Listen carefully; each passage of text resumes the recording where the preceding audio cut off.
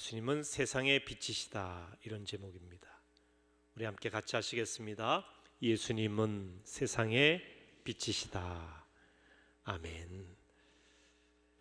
1885년 4월 5일 부활절에 한국 감리교회 최초의 선교사인 아펜젤라 선교사님이 우리나라 인천 제물포항에 도착합니다. 제물포항에 내려서 하나님 앞에 기도하는데 이렇게 기도합니다. 우리는 부활절 아침에 이곳에 왔습니다. 이날 사망의 권세를 이기신 주께서 이 백성을 얽어맨 결박을 끊으사 하나님의 자녀로서의 자유와 빛을 주시옵소서. 그런 자유와 빛을 달라고 기도했습니다. 여러분, 자유와 빛은 떨어지지 않습니다. 빛이 있어야 자유합니다. 어두운 가운데서는 모든 행동이 부자유합니다. 먹을 것도 제대로 먹을 수가 없습니다. 행동이 많은 것들이 제약을 받습니다. 캄캄하면 움직일 수가 없지요. 갑자기 정전이 되면 사람이 혼란에 빠지지 않습니까? 자유와 빛은 함께 필요한 것입니다. 우리 인생에도 자유와 빛이 필요합니다. 누가 자유와 빛을 주시느냐? 진정한 빛이 되신 예수 그리스도께서 우리에게 자유를 주십니다. 빛 대신 주님이 우리 가운데 오시면 우리는 죄와 죽음이라고 하는 우리 스스로 풀기 어려운 그 사슬에서 해방되는 것입니다. 그래서 우리가 예수를 믿고 영접하고 예수를 따르는 것은 목숨처럼 귀한 일인 것입니다. 동방의 가난한 나라였던 우리나라가 세계적인 경제대국이 되고 문화산업이 활성화되고 뛰어난 교육과 의료적인 혜택을 받을 수 있는 그 배경에는 기독교 신앙이 있습니다. 근데 교육기관에 최초라고 하는 이름이 붙은 학교들은 미션 스쿨들입니다. 배재라든지 이화라든지 배화, 정신 다 기독교 미션 스쿨들입니다. 의료적인 면에서도 근대 병원의 효시가 제중원이죠. 광해원이라는 이름에서 곧바로 제중원으로 바뀌었고 나중에는 세브란스가 되었습니다. 지금의 연세의료원을 말합니다. 알렌이라고 하는 선교사가 와서 고종 황제에게 이 병원의 필요성을 건의해서 만들어졌습니다. 그러니까 한국에 들어온 선교사님들을 통해서 근대 교육기관이, 근대 병원이 출발하게 된 것입니다. 어둠이 가득했던 이 땅에 그리스도의 빛이 임하자 모든 것이 달라졌습니다. 새로워졌습니다. 그런데 오늘날 우리 한국 사회에서 기독교에 대한 영향력은 참 많이 줄어들었습니다. 세상 사람들은 기독교인들에 대해서 신뢰하지 않는다고 합니다. 거의 70% 가까운 사람들이 그렇게 평가를 하고 있습니다. 복음이 문제가 아니라 복음의 빛을 받아서 세상에 빛된 사명을 감당해야 될 우리들이 문제인 것이죠. 우리 교회가, 성도들이 자기 사명을 잘 감당하지 못한 것입니다. 예수님께서 세상의 소금과 빛으로 살라고 했는데 우리가 그렇게 살지 못한 것이 문제인 것입니다. 그래서 오늘 나는 세상의 빛이라고 말씀하신 이 빛 대신 예수님이 여러분 가운데 임하고 삶 가운데 임하시고 함께 하심으로 우리의 삶이 세상을 비추는 빛으로 나타나기를 주의 이름으로 축원합니다. 먼저 오늘 배경을 살펴보면 이렇습니다. 이스라엘에는 3대 절기가 있습니다. 유월절과 오순절과 장막절입니다. 유월절은 우리나라 광복절과 유사합니다. 그리고 또 이스라엘 백성들이 중요하게 지키는 절기가 오순절인데 이 오순절을 맥추절이라고도 하기도 합니다. 보리를 추수한 이후에 하나님 앞에 감사하는 절기입니다. 오늘날 우리나라의 맥추 감사절과 유사한 내용입니다. 세 번째가 장막절인데 초막절이라고 하기도 합니다. 역시 이스라엘 백성들이 출애굽할 때에 그 광야 생활과 관련이 있습니다. 이스라엘 백성들이 출애굽한 후에 광야에서 생활할 때 주로 천막에서 생활했죠. 천막 생활한 이스라엘 백성들은 광야에서 참 많은 어려움이 있었습니다. 그래서 이스라엘의 남자들은 이 장막절이 되면은 12살 이상 남자들은 예루살렘에 올라가서 예식을 한다면 광야로 가서 전부 다 장막을 펴고 일주일 동안 생활합니다. 우리 조상들이 겪었던 고난을 기억하며 체험하는 거예요. 과거를 잊지 않는 것이죠. 그래서 이스라엘 백성들은 수천 년 전에 광야 생활을 했던 그 아픔의 시절을 잊지 않기 위해서 수천 년이 지난 지금도 장막절을 기리고 있는 거예요. 예수님 시대도 마찬가지죠. 이 장막절 행사에는 두 가지 큰 행사가 있는데 하나는 물 깃는 행사요, 또 하나는 불놀이 행사라고 하는 겁니다. 물 깃는 행사는 어떤 의미가 있느냐? 이스라엘 백성들이 광야 생활할 때에 물이 없어서 참 고생을 많이 했어요. 근데 하나님께서 반석에서 물이 나게 하셨습니다. 하나님이 주신 물로 그들이 해가를 했죠. 그러면서 계속해서 광야 생활을 해나갈 수 있었습니다. 바로 그것을 기념하는 것입니다. 그래서 실로암 연못에 가서 물을 떠서 제단에 붓는 것을 통해서 하나님이 우리에게 물을 주셨다고 하는 것을 기억하는 것입니다. 또 하나는 불놀이 행사인데 이것은 성전에 있는 뜰에, 특별히 여인의 뜰이라고 하는 곳에 4개의 대형 촛대를 세워놓고 거기에 불을 켭니다. 예루살렘 전역에서 다 볼 수 있게 말이죠. 그래서 이 불을 켜는 행사를 통해서 하나님께서 우리를 광야 생활 가운데도 불기둥과 구름기둥으로 인도하셨다고 하는 것을 기억하게 하는 것입니다.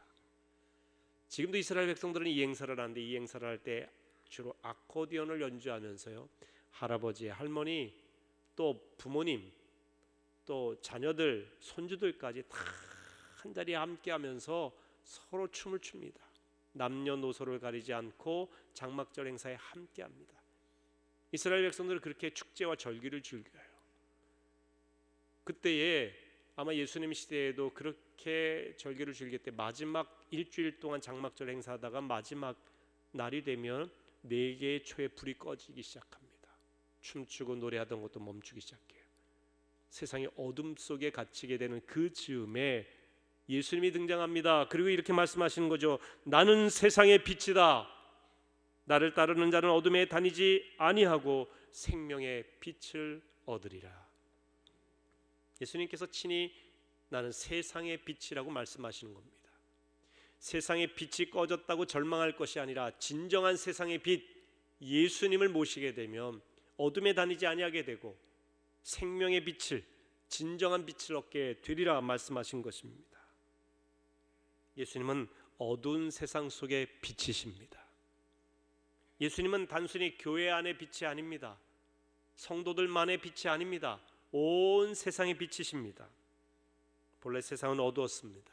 그래서 하나님께서 천지를 창조하실 때 흑암과 어둠이 가득한 이 땅에, 무질서한 카오스의 세계인 이 땅에 빛을 주심으로 어둠이 물러가게 하셨고 질서가 생기도록 하셨습니다. 빛이 없으면 무질서가 옵니다. 혼란이 오게 됩니다. 여러분, 1977년 7월 13일 미국 뉴욕에 대정전 사태가 벌어집니다. 25시간 동안, 만 하루가 조금 넘습니다. 그런데 이 25시간의 정전을 통해서 일어난 일들이 너무나 기가 막힌 일들이에요. 이 정전 사고로 3,776명의 약탈자에 의해서 2,000여 개의 가게가 약탈을 당했습니다. 1,037곳이 화재가 발생했어요. 150여 명의 경찰이 부상을 당했습니다. 이때 일어난 정전 사고로 뉴욕은 무려 30억 달러, 3조 원이 넘는 큰 경제적인 손실을 입었습니다. 뉴욕에 살던 사람들은 1977년 7월 13일 정전 사태가 일어난 이 밤을 공포의 밤으로 부릅니다. 그날 뉴욕시가 공포의 밤으로 변한 이유는 빛이 없었기 때문입니다. 밤은 빛의 결핍입니다. 어둠은 빛이 없기 때문에 생기는 것입니다. 어둠이라는 것이 존재하는 게 아니에요. 빛이 없으므로 어둠이 생기는 것입니다. 빛이 없을 때 사람들 속에 잠자던 죄의 본성, 어둠의 본성이 깨어나는 것입니다. 그래서 대부분 범죄는 어두운 데서 일어납니다.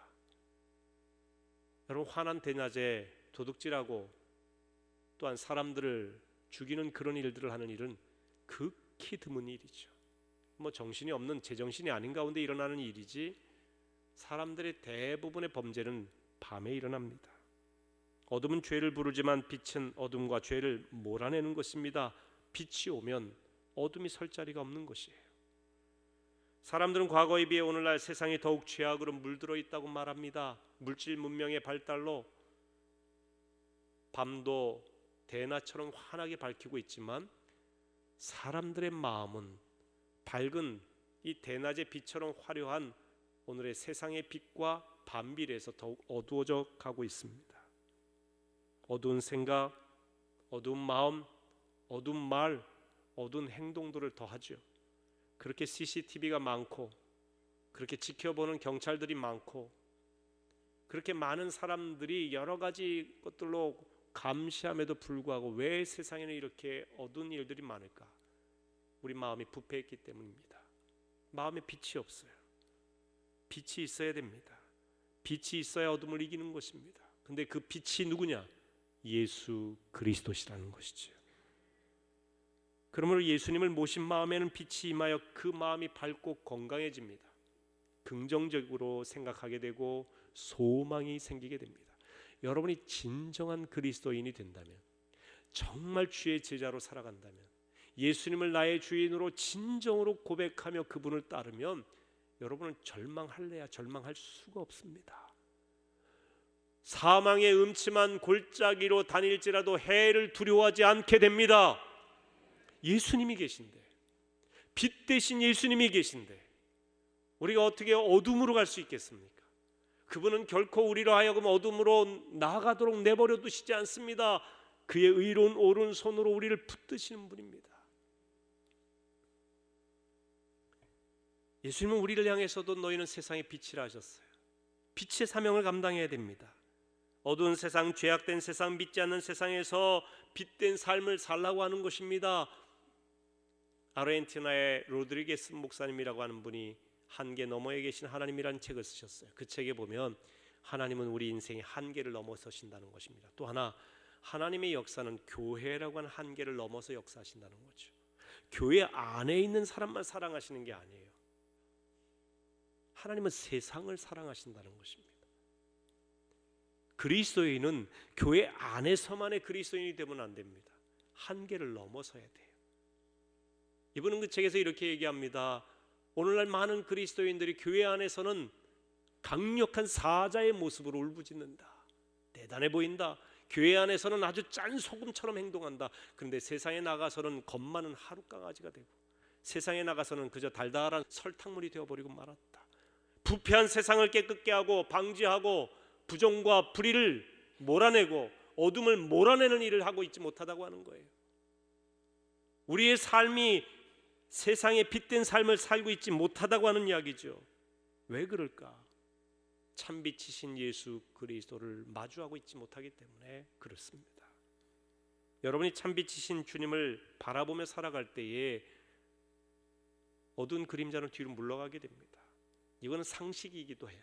우리가 햇빛을 직접 바라보면 그림자는 우리 뒤로 갑니다. 그런데 빛을 등지게 되면 우리 앞에 그림자가 놓이게 돼요. 왜 내 삶이 이렇게 혼란이 있고 어둠이 있고 답답하고 괴로울까? 여러분이 주님을 향해서 주님을 정면으로 바라보고 있는지, 그분을 등지고 있는지 한번 여러분을 돌아보실 필요가 있어요. 등지고 있으면 어둠이 우리 앞에 있습니다. 예수님은 생명의 빛이라고 선언하셨죠. 빛은 여러 가지 중요한 역할을 하는데요, 특별히 생명을 살리는 역할을 합니다. 빛의 여러 가지 역할을 한번 보면, 먼저는 빛의 계시작용이라고 하는 것이 있습니다. 빛은 모든 것을 드러냅니다. 빛이 나타나면 만물의 모습이 명료하게 드러납니다. 여러분, 계시라고 하는 말은 원어상으로 보면 커튼을 열어 젖히다. 그러니까 커튼 속에 가려져 있던 것을 여니까 모두 명료하게 드러나는 거예요. 이게 계시예요. 그러니까 빛은 계시작용을 합니다. 빛 대신 예수님이 우리 가운데 오시면 하나님이 누구신지를 알게 돼요. 세상의 옳고 그름이 무엇인지 분별하게 됩니다. 두 번째로 빛은 성결작용을 합니다. 모든 걸 정화시킵니다. 이불을 햇볕에 말리면 소독이 되지요. 빛은 선과 악을 구분하게 하고 더러운 것을 폭로하며 더러운 것을 성결케 하는 작용을 합니다. 또한 때로는 빛은 소멸하는 불이 되어서 악을 태우기도 합니다. 예수님께서 우리 가운데 오심으로 우리의 죄를 드러내게 하셨고 죄를 깨끗이 하신 것입니다. 이게 빛의 선결작용이에요. 또한 세 번째, 빛의 반사작용이 있습니다. 빛은 반사시킵니다. 빛이 오면 우리를 들여다볼 수 있게 돼요. 어떻게 보면은 이 반사작용이란 말은 영어로 reflection이라고 하는데 이건 성찰, 자기 반성의 작용이죠. 하나님의 말씀은 빛이신 예수 그리스도의 말씀이에요. 이 말씀은 거울과 같습니다. 말씀을 들여다볼 때 우리를 들여다보게 되는 거예요. 우리의 약점, 부족한 점, 허물 보이게 되는 것이죠. 여러분, 우리가 신앙생활하면서 이 부분이 참 중요합니다. 우리는 사람들을 평가를 잘해요. 비판을 잘합니다. 험담을 잘해요. 근데 자기 자신을 들여다볼 시간은 없는 것 같아요. 내 자신을 반사해 봐야 돼요. 예수라고 하는 거울을 통해서 말이죠. 사람들하고 비교 많이 해서 내가 좀 옳다고 생각하죠. 저 극악무도한 죄인들, 교도소 안에 있는 죄인들과 나를 비교하면서 내 자신이 의롭다고 스스로 위로합니다. 어리석은 합리화입니다. 그분 앞에 우리가 서면 우리가 얼마나 큰 죄인인 줄 아십니까? 나 같은 죄인도 없어요. 마음 구석구석 주의 빛을 비추어서 여러분을 반사해 보십시오. 그 빛에 비추이는 여러분의 얼굴이 얼마나 추한지 모릅니다. 얼마나 더러운지 몰라요. 때가 얼마나 많이 묻어 있는지 모릅니다. 빛은 그걸 드러내게 합니다. 그러면서 우리로 하여금 겸손하게 하죠. 예수의 빛이 비춰질 때 우리 속에 있던 그 죄의 세력들이 물러가게 되는 것입니다. 네 번째로 빛의 치료작용입니다. 빛은 사람을 치료합니다. 동물들은 상처를 입으면 동굴 속에 숨지 않고 햇빛에 나가서 자기의 상처를 드러냅니다. 빛으로 치유하는 거예요. 여러분, 동물의 세계에 의사가 있다는 얘기 들어보셨나요? 간호사가 있어서 잘 이렇게 치료하고 돌본다는 얘기 들어보셨어요? 동물의 세계는 의사가 없습니다. 빛이 치료하는 겁니다. 말라기 4장 2절 말씀 같이 읽어보실까요? 내 이름을 경외하는 너희에게는 공의로운 해가 떠올라서 치료하는 광선을 비추리니 너희가 나가서 외양간에서 나온 송아지같이 뛰리라. 공의로운 해가 떠올라서 치료하는 광선을 바라신다는 것입니다. 햇빛은 치료하는 힘이 있어요. 근데 특별히 영적인 이 빛, 예수 그리스도의 빛, 우리를 치료하시는 그 빛은 내 이름을 경외하는 자들, 즉 여호와 하나님을 경외하는 자들에게 의로운 해가 떠올라서 치료의 광선을 비추신다고 했습니다. 외양간에 송아지가 뛰도록 강건하게 회복시켜 주신다는 것이죠. 여러분에게 그런 은혜가 있기를 주의 이름으로 축원합니다. 예수님을 진정으로 모시며 그의 빛이 비추이면, 말씀이신 예수 그리스도가 우리 가운데 거하시면, 말씀이 거하면 이런 역사가 일어나는 것입니다. 다섯 번째는 빛의 생명작용이죠. 빛은 광합성이라고 하는 작용을 통해서 모든 생물들을 살리는 역할을 합니다. 여러분, 우리가 살아가는 세상에 빛이 없으면 죽습니다. 지금 여러분들이 빛이 있기 때문에 생존하는 것입니다. 바이러스가 대단해서요, 엄청나게 세계를 두렵게 합니다. 근데 여러분, 빛이 오면 이 모든 세균도 죽습니다. 그런데 빛이 없으면 우리는 아무것도 할 수가 없어요. 존재할 수가 없어요. 예수님이 빛이라고 하셨다고 하는 것은 예수 없이는 우리가 살 수 없는 존재로 만들어졌다는 뜻입니다. 반대로 예수 그리스도가 우리 가운데 오시면, 예수 그리스도를 진정으로 주인으로 고백하고 살아가면 우리가 빛 가운데 살기 때문에 진정으로 다시 살아난다는 이야기입니다. 인생의 무거운 문제 때문에 낙심하고 절망하시는 분들이 계십니까? 예수님을 진정으로 믿으시기를 주의 이름으로 축원합니다. 예수님을 나의 주인으로, 나의 빛으로 받으세요. 예수님은 생명의 빛이라고 오늘 본문 12절에 말씀했는데 같이 읽어보겠습니다. 나를 따르는 자는 어둠에 다니지 아니하고 생명의 빛을 얻으리라. 나를 따르는 자는 어둠에 다니지 아니하고 생명의 빛을 얻으리라. 예수님을 따를 때에 생명의 빛을 얻을 수 있어요. 예수님을 아는 게 아니라, 지적인 정보로서가 아니라 그저 종교인으로 예식에 참여한 걸로가 아니라 예수를 따를 때의 생명의 빛을 얻을 수 있다라고 하셨습니다.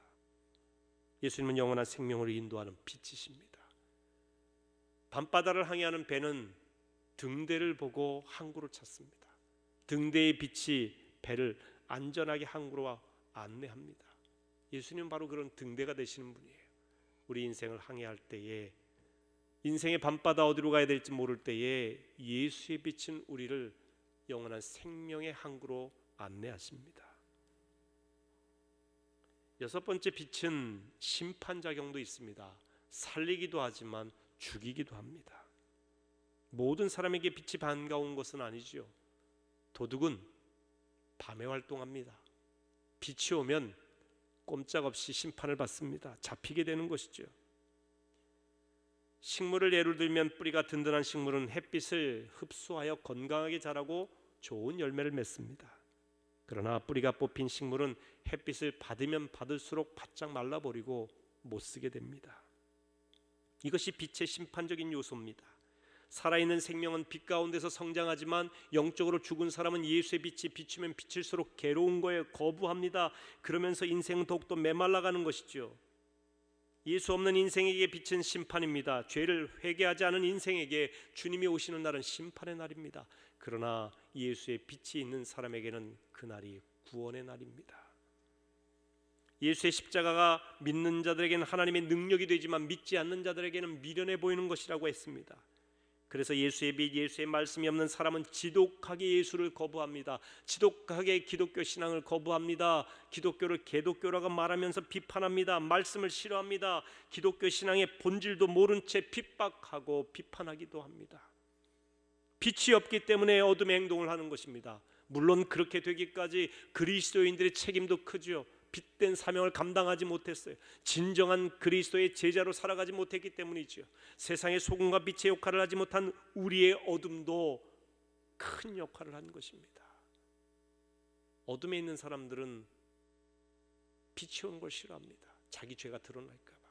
요한복음 3장 18절과 21절 말씀 보겠습니다. 그를 믿는 자는 심판을 받지 아니하는 것이요 믿지 아니하는 자는 하나님의 독생자의 이름을 믿지 아니하므로 벌써 심판을 받은 것이니라. 그 정죄는 이것이니 곧 빛이 세상에 왔을 때 사람들이 자기 행위가 악함으로 빛보다 어둠을 더 사랑한 것이니라. 악을 행하는 자마다 빛을 미워하여 빛으로 오지 아니하나니 이는 그 행위가 드러날까 함이요 진리를 따르는 자는 빛으로 오나니 이는 그 행위가 하나님 안에서 행한 것임을 나타내려 함이라 하시니라. 여러분, 자기 행위가 악한 사람은 빛을 싫어합니다. 어둠 가운데 있어야 됩니다. 왜? 그래야 그 악한 행위가 다 가려지기 때문에 그렇습니다. 빛의 심판이에요. 예수님께서 나는 세상의 빛이라고 하셨을 때 이 빛은 생명의 빛으로 살리는 빛이기도 하지만 그러나 악한 가운데 있던 자들에게 이 예수의 빛은 결국 심판의 빛이 되는 것입니다. 그래서 주께로 오라는 것이죠. 근데 예수님께서 이렇게 선언하시자 당시의 바리새인들, 율법을 잘 알고 하나님을 잘 믿는 자들이라고 스스로 생각하는 이들이 예수의 말을 인정하지 않았어요. 네가 스스로 네가 빛이라고 하는 것은 말이 안 된다. 네가 어떻게 네 자신이 빛이라고 말할 수 있느냐? 네 증거는 증거가 되지 않는다는 거예요. 너 혼자 떠드는 거 아니냐? 그런데 예수님께서는 자신의 증거가 참되다 말씀하십니다. 무엇보다도 나 혼자 떠드는 것이 아니라 내가 빛 되심을 아시는 하나님 아버지께서 나의 증인이 되신다 라고 하는 것이고요. 또 하나는 어디서 오며 어디로 가는지 알기 때문에 내 증거는 참되다. 너희는 내가 어디로 와서 어디로 가는지 모르고 너희 자신도 어디에서 와서 어디로 가는지 모르기 때문에 너희들의 말은 참되지 않으나 나는 어디서 와서 어디로 가는지 알기 때문에 내가 누구인지 알기 때문에 또 내 아버지 하나님이 나의 증인이 되시기 때문에 나의 증거가 참되다 말하고 있는 것입니다. 여러분, 빛은 어디서 오며 어디로 가는지 아는 것입니다. 예수의 빛이 오면 우리 인생이 어디에서 와서 어디로 가는지 깨닫게 됩니다. 예수 믿으면 여러분의 정체성을 분명히 알게 될 것입니다. 우리 인생이 하나님께로부터 지음받은 존재예요. 그리고 결국은 그분 앞에 서게 될 것을 알게 될 것입니다. 그분의 빛이 오면 말이죠. 우리가 살아서도 죽어서도 예수 믿을 때에 천국 백성임을 알게 됩니다. 예수의 빛이 오면 말입니다. 예수는 생명의 길로 안내하는 영생의 빛입니다. 그래서 예수를 알고 모르고 하는 문제는 선택의 문제가 아니에요. 예수를 믿고 믿지 않는 문제는 선택의 문제가 되지 않습니다. 생명의 문제라고 하는 것입니다. 그래서 때로는 이 생명 살림을 위해서 독선적인 것 같고 일방적인 것 같고 강요하는 것 같아도 예수 그리스도에 대한 복음을 증거하는 거예요.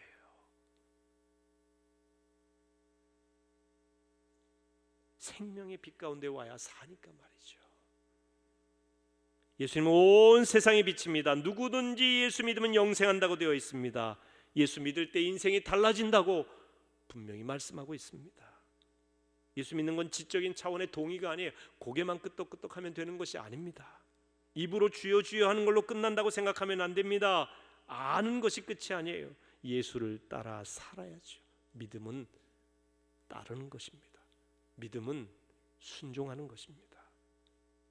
오늘 본문의 어둠이 아니라 빛 가운데 사는 방법이 분명히 나오는데 그것은 예수를 따르는 것이라고 했어요. 나를 따르는 자는 어둠에 다니지 아니하며 생명의 빛을 얻으리라 분명히 말씀하셨어요.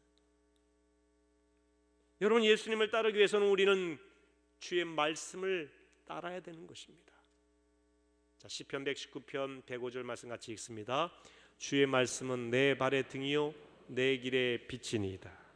아멘. 주의 말씀은 내 발의 등이요 내 길의 빛이니이다. 주님의 말씀이 내 발의 등, 바로 내 앞에 있는 가까운 곳을 비추는 등이 되기도 하고 먼 길 어디로 가야 될지 목적지를 비추는 빛이 되기도 하는 거예요. 그러니까 이 주의 말씀은 우리의 크고 작은 모든 일, 가깝고 먼 일, 과거와 현재와 미래의 모든 일, 내 문제와 사회와 가정과 국가와 인류의 문제, 모든 문제의 빛입니다. 보여주는 거예요. 그래서 우리는 하나님의 말씀을 그렇게 믿는 것이죠. 그래서 성경적인 가치관을 가지고 세상을 바라보는 것입니다. 말씀을 알면 우리가 어디로 가서 어디로 가야 할지 분명히 알게 되는 겁니다. 주님이 그걸 말씀하신 거예요. 믿는다고 말만 하지 말고 따르시기를 주의 이름으로 축원합니다. 장로교의 창시자가 칼빈입니다. 칼뱅이라고 말하기도 하죠. 16세기 스위스 제네바를 거룩한 도시로 만들고자 하셨습니다. 이분은 그저 장로교의 교리를 체계화하신 분만이 아니라 도시를 바꾼, 어떻게 보면은 사회운동가이기도 하고요, 개혁가이기도 하고 정치가이기도 하고 행정가이기도 합니다. 참 다양한 모습이 있습니다. 그는 그 도시의 개혁을 위해서 어둠 후에 빛이라고 하는 모토를 내걸었습니다. 칼빈은 어둠 후에 빛된 생활을 하려면 말씀이 있어야 된다는 것을 아주 깊이 깨달았어요.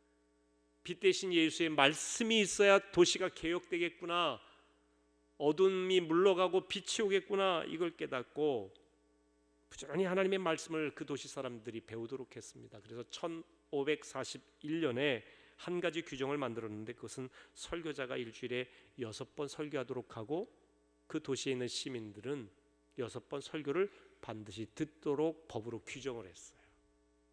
말씀을 들어야 어둠을 물리칠 수 있다고 본 것입니다. 말씀을 따를 때 철저히 따라야 됩니다. 이것을 순명이라고 합니다. 목숨 걸고 순종하는 것입니다. 중세시대의 수도사들의 규칙이 순명이에요. 나는 하나님의 말씀의 규칙에 따라 순명하겠습니다. 주의 교회의 법에 순명하겠습니다. 목숨 걸고 지키겠다는 것이죠. 여러분, 어리석은 이론이나 어리석은 이념이나 신념에 목숨 걸지 마세요. 서로 분열케 하고 미움을 조장하는 이념에 목숨 거는 것은 사단의 하수인이 나는 일입니다. 물질에 목숨 걸게 하는 물질주의에 매몰되면 피차 망하는 것입니다. 우리는 주의 말씀에 목숨 걸어야 돼요. 예수 그리스도, 우리의 구세주, 그분에게 목숨을 걸어야 돼요. 우리의 순명은 세상에 허탄한 이론이나 우상이 아니라고 하는 이야기입니다. 조금 안다고 교만하면 안 됩니다.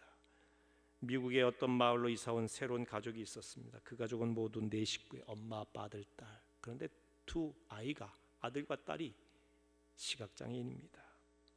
엄마가 새로 이사 온 뒤에 아이들을 데리고 학교로 갔습니다. 가면서 어디에 어떤 장애물이 있는지 다 하나하나 소상히 알려줬죠. 어디서 오른쪽으로 돌고 어디가 내리막길이고 가야 하는지 하나하나 세심하게 알려줍니다. 그런데 두 아이 중에 딸아이는 완전한 시각장애인이고요. 아들아이는 아주 조금 볼 수 있어요. 전혀 볼 수 없었던 딸은 처음부터 끝까지 엄마의 말을 그대로 따라서 학교를 갔습니다. 하라는 대로 한 것이죠. 나중에 자기 혼자 힘으로 학교를 다닐 정도로 엄마 말대로 그대로 했어요. 그런데 남동생은 자기가 조금 본다는 것 때문에 엄마가 이야기할 때 건성건성 들었습니다. 그런데 어느 날 안개가 짙게 깔렸어요. 조금 본다고 자랑하던 남동생은 안개가 깔리니까, 그렇지 않아도 희미했는데 안개가 깔리니까 전혀 보이지 않는 거예요. 전혀 보이지가 않으니까 엄마가 가르쳐준 거를 건성건성으로 들었더니 이 남동생은 길을 건널 수도 없고 길을 갈 수가 없는 거예요. 왜? 자기가 조금 본다는 것 믿고 걸어 다녔는데, 그렇게 해서 학교를 다녔는데 그 엄마의 말에 순종하지 않았던 아들은 전혀 학교를 다니지 못했지만 안개가 짙게 깔려서도 그 누나는 전혀 상관이 없죠. 원래 보이지 않던 아이 아닙니까? 안개가 깔리든 어떤 상황이 되든 정전이 되든 아무 상관이 없어요. 엄마의 말 따라 그대로 순종하고 학교를 자유롭게 다녔다는 것입니다. 엄마의 말씀을 잘 듣고 엄마가 하라는 대로 했더니 집에도 무사히 도착할 수 있었죠. 여러분, 이 이야기에서 우리가 깨달아야 될 것은 조금 본다는 것 때문에 교만하면 안 된다는 거예요. 내가 갖고 있는 조그만 그 이념과 지식과 자기가 갖고 있던 상식과 경험이 전부인 양 착각하시면 안 돼요. 세상을 조금 아는 것으로 내가 안다고 자랑하면 넘어지고 깨지고 마는 것입니다. 우리는 철저히 하나님의 말씀에 사로잡혀 살아야 진짜 살 수 있습니다. 주의 말씀은 생명입니다. 우리는 이 말씀을 믿는 사람들이에요. 주의 말씀이 빛입니다. 말씀이신 예수가 세상의 빛이라고 하는 것입니다. 찬송가 445장 1절 가사 내용에 보면 태산을 넘어 험곡에 가도 빛 가운데로 걸어가면 주께서 항상 지키시기로 약속한 말씀 변치 않네, 이렇게 되어 있습니다. 2절은 캄캄한 밤에 다닐지라도 주께서 나의 길 되시고 나에게 밝은 빛이 되시니 길 잃어버릴 염려 없네. 여러분, 빛 대신 예수님과 함께 길 잃어버릴 염려 없이 캄캄한 밤에도 빛 대신 주님의 그 빛된 주님을 바라보며 영생의 목적지까지, 승리하는 그 목적지까지, 생명이 살아나는 그 목적지까지 온전히 나아가게 되시기를 주의 이름으로 축원합니다. 그리고 여러분이 세상의 빛이 되셔서 어두운 이 세상에 예수의 빛을 전파하며 살아가시는 여러분 모두가 되시길 주의 이름으로 축원합니다.